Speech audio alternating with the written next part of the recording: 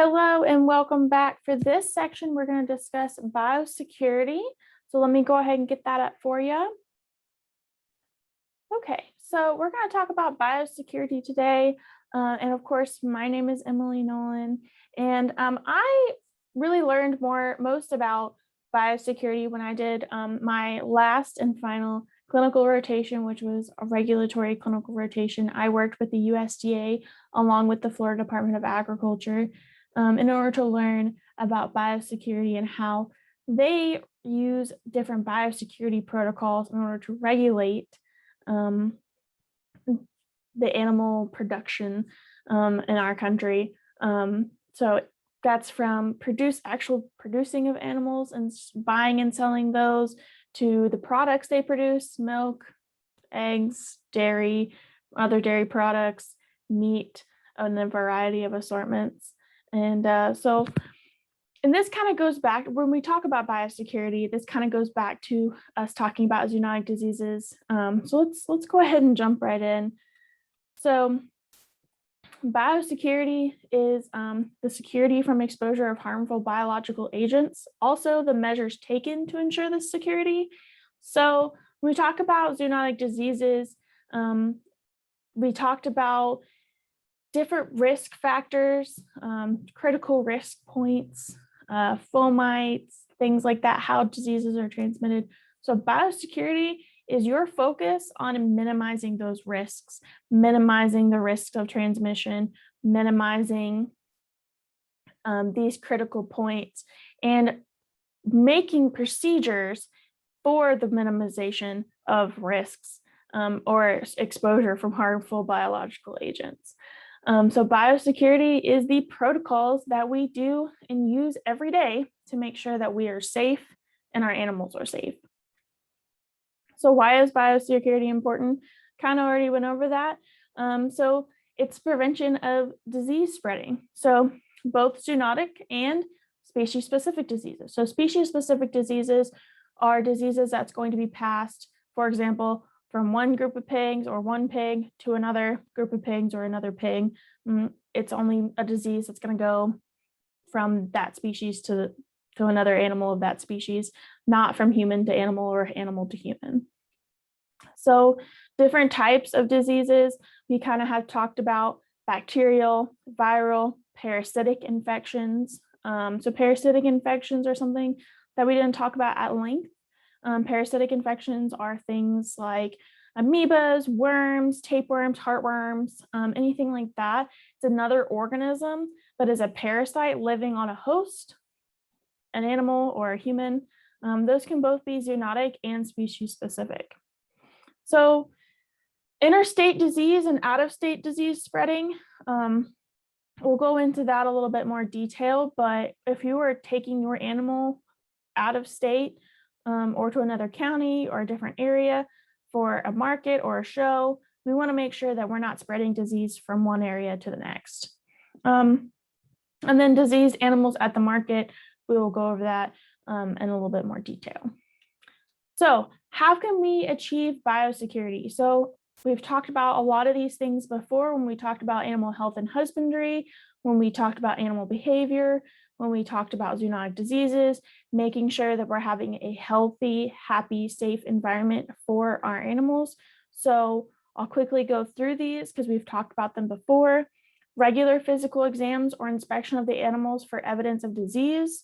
You want to be doing these routinely.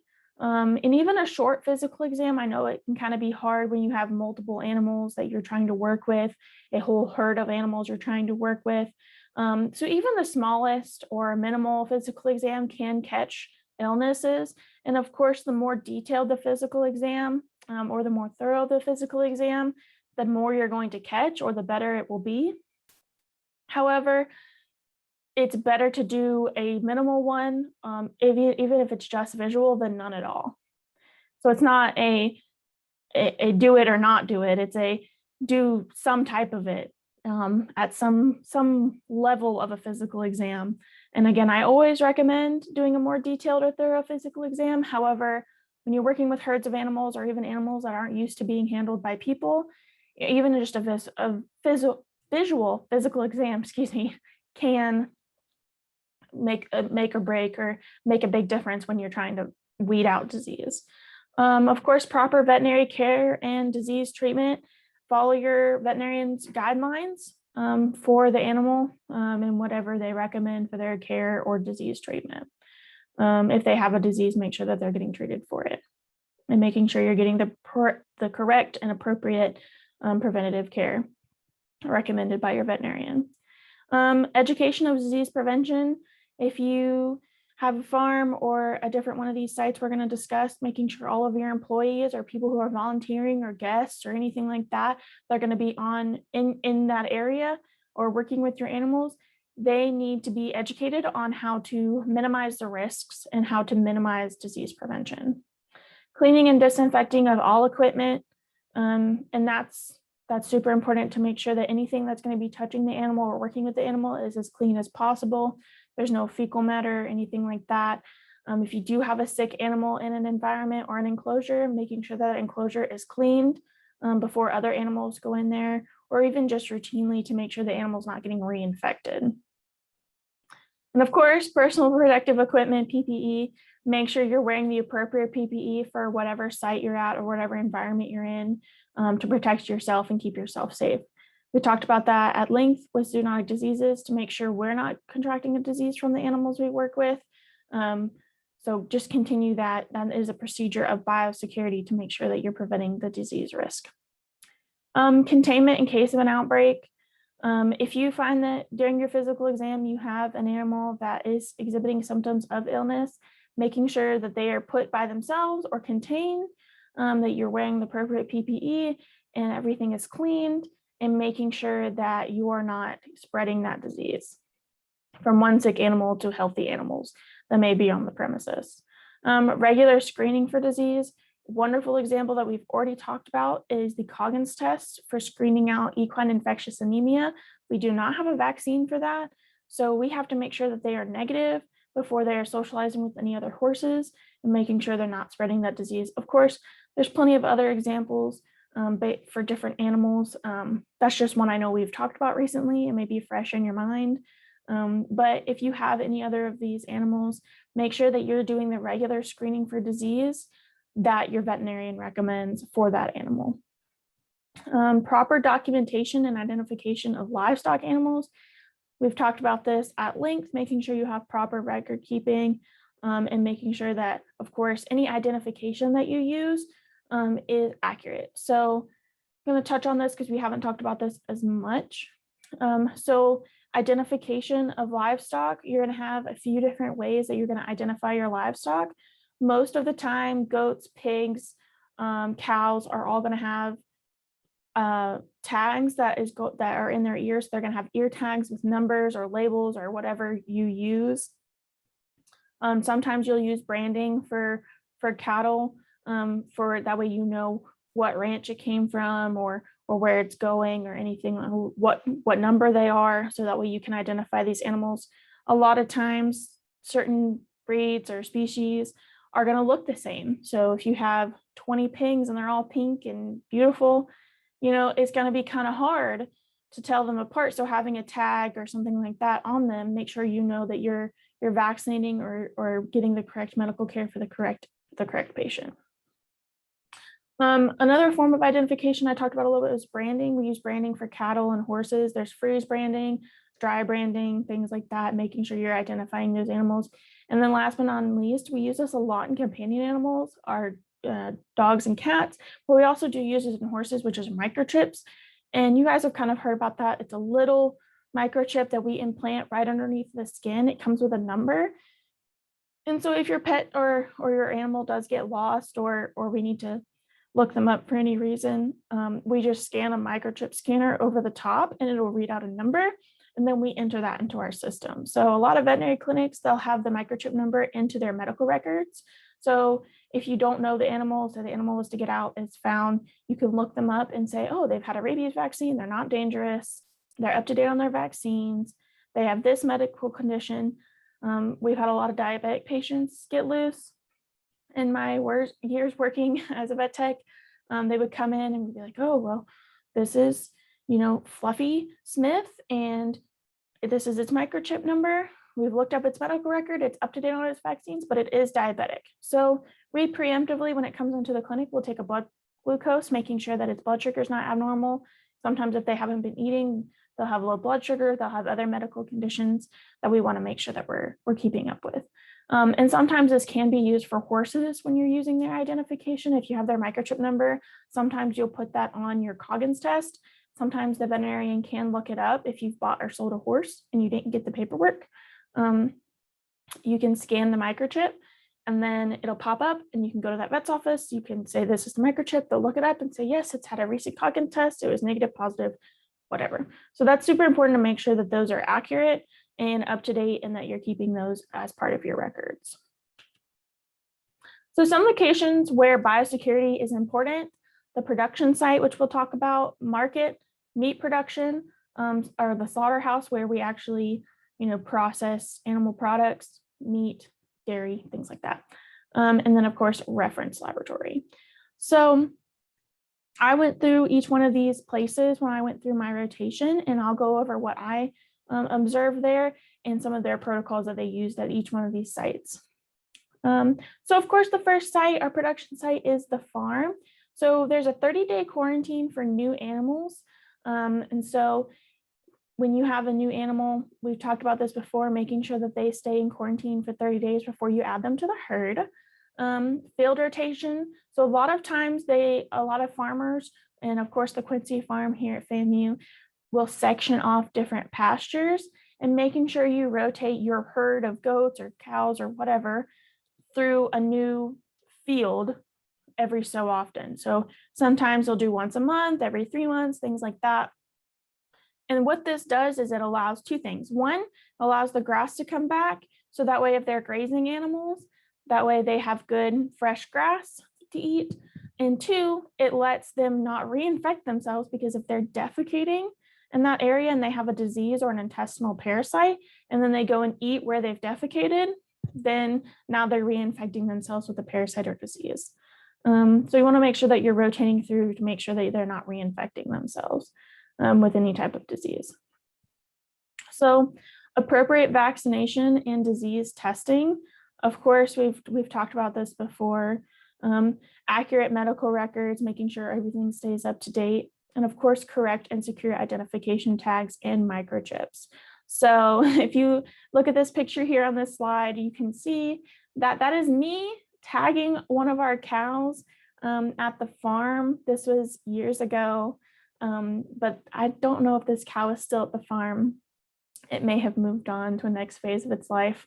But that is me putting in RFID tags. These were tags that were used by the USDA and given to us. And so we placed those tags in the ears of our cows. So the market, this is where you go to sell your animals. So I went to 2 different types of markets. I went to one that just did cows and pigs and things like that. And then I went to an exotic market where they had everything from water buffalo, zebras, emus, sheep, reindeer, you name it, they had it. So while you're at the market, you want to make sure that these animals have proper identification, both farm tags and what we call show tags. So they're not permanent tags. They're tags that are attached to the animal through what we call kind of a skin glue or an adhesive. It comes off in a few days. And that way we can keep track of what animals are supposed to come up next and where they came from, who they are. And that identification will be put on their buying and selling paperwork. So that way the buyer and seller knows when and where they came from. Correct documentation for these animals being sold. They have that vaccination records or any type of medical or preventative care that those go with the animals that are being sold or bought.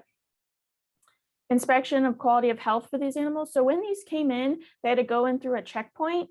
So when the animals are brought in to be sold, they have to go through a checkpoint where a USDA or a Florida Department of Agriculture agent is there, and they go and they check and make sure visually, sometimes physically, that those animals are healthy. So they're going to check for nasal discharge, eye discharge, mouth discharge, any type of cuts or any type of visual abscesses that you can see. If they're malnourished, certain animals, if they are able to, if they are vomiting, having any diarrhea, anything like that. If they're if they're completely disgusting, sometimes I've seen a few that were standing in their own filth, and that's not healthy, and they can be spreading disease. It's pretty rare that this happens. I've only seen it once where we said, no, these animals could be, are extremely sick and they need to go home and they cannot be here at the market because, of course, disease prevention. Most of the time, farmers do a really great job of keeping their animals healthy so they can be bought and sold. If the animal does not pass the inspection, these animals are not sold. They must go back to where they came from and they will be investigated. Clean housing for the animals while they're at the market. So you want to make sure wherever they're being housed, they have fresh bedding, fresh water, fresh feed.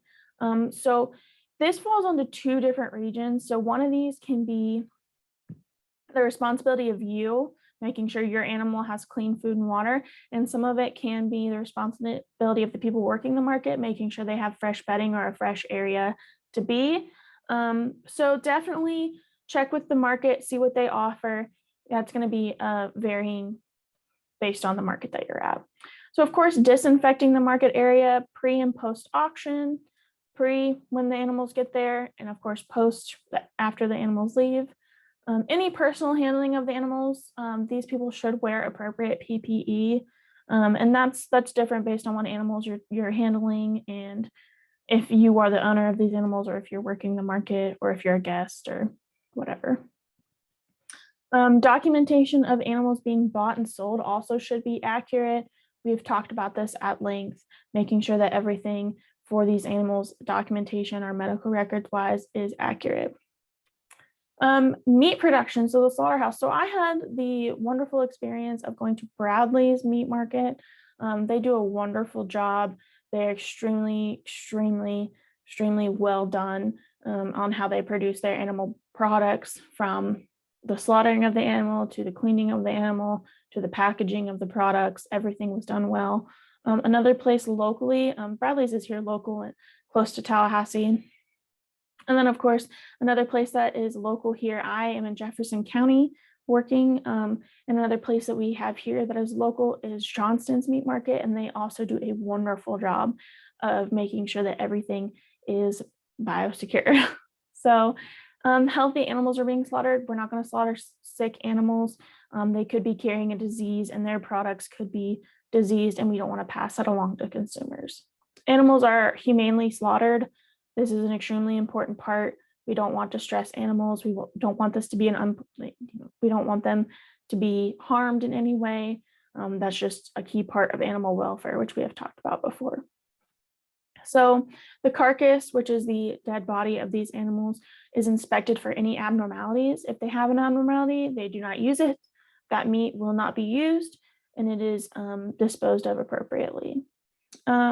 The facility and equipment are cleaned along with remain sanitary during the entire process of processing the meat.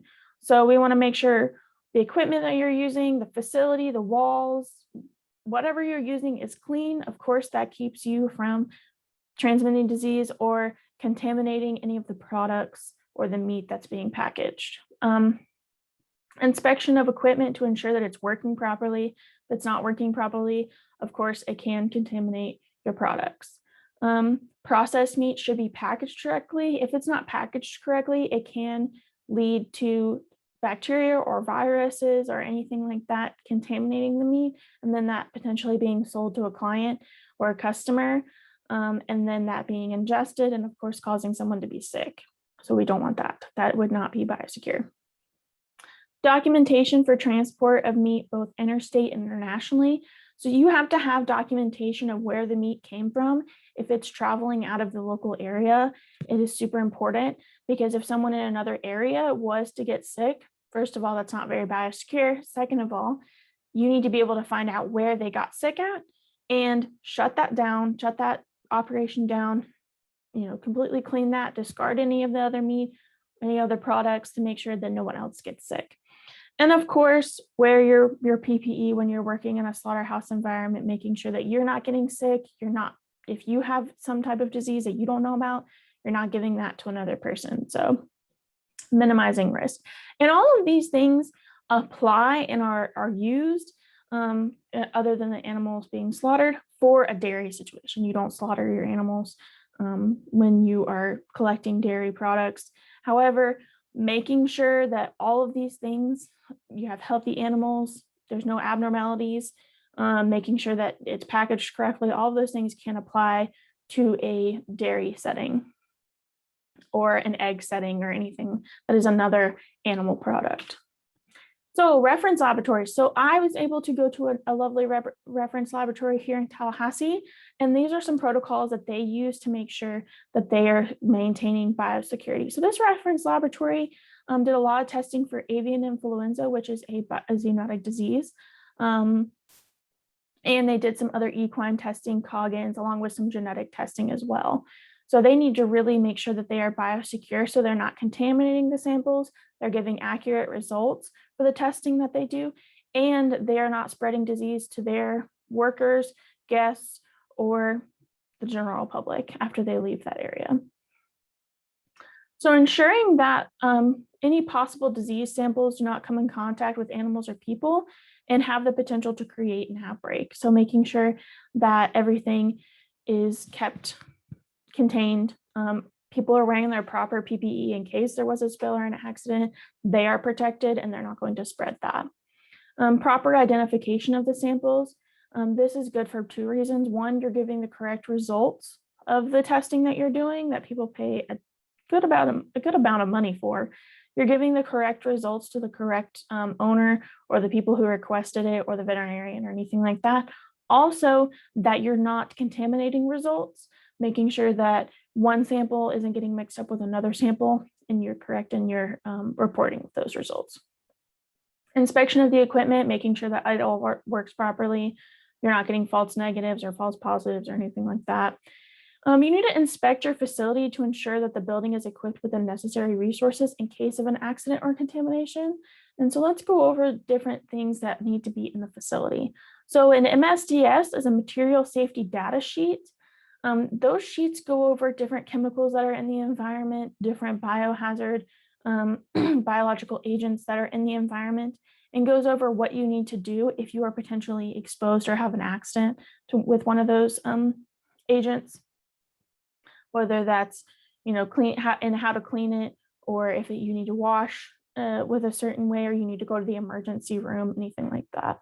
An eye wash station. So that is a station that you place your eyes into running water, and it's specifically designed for your eyes in order to flush out your eyes in case you were to have an accident or with a chemical or a biological agent. Clear signage, making sure you know where the laboratory is, where the restrooms are, making sure that those are separate, where any eating is supposed to happen. Break rooms are clearly marked. Because you cannot eat inside the laboratory setting. That is a huge thing to make sure that you are not contaminating yourself with possible biologic agents. Making sure that there's clear signage for the eye wash station, making sure there's clear signage for exits or office space, making sure you're not using or taking biological samples into an office space that's inappropriate, and make sure you're not contaminating your work environment. Another thing for clear signage, you want to make sure you have clear signage as to where the sharps containers are. So that's the next thing is sharps containers. Sharps containers should have a one-way opening on the very top. They are clearly labeled. And so that way you can put things like sharp objects, glass, if that breaks, or needles or anything. That way no one is possibly contaminating themselves with a disease. Biohazard waste containers and disposal.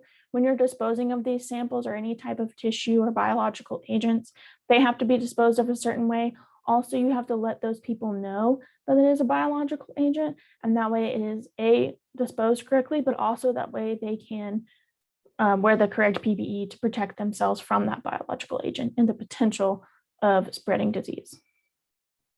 Samples are kept in secure containers throughout the testing process. Securing those samples is going to limit the cross-contamination between other samples and, of course, potentially exposing workers or others to the diseases that they're testing for. And of course, a clean and sanitary work environment. We've talked about this multiple times, making sure that your workspace is clean.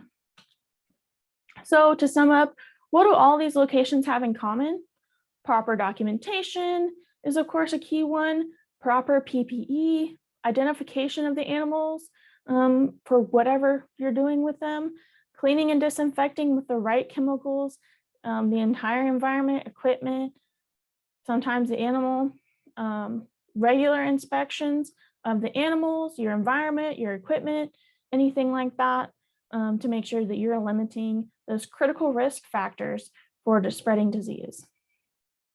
So preventing disease outbreaks is important because it ensures that safety of other animals, people in the meat production industry, along with dairy and other eggs, other animal products. Meat production industry is a large part of the US economy. Without the biosecurity protocol, that is in place by both the federal and state government, meat production would not be profitable. This also applies to dairy or eggs or any other type of animal production, even just making sure that you're or even like buying and selling or breeding animals.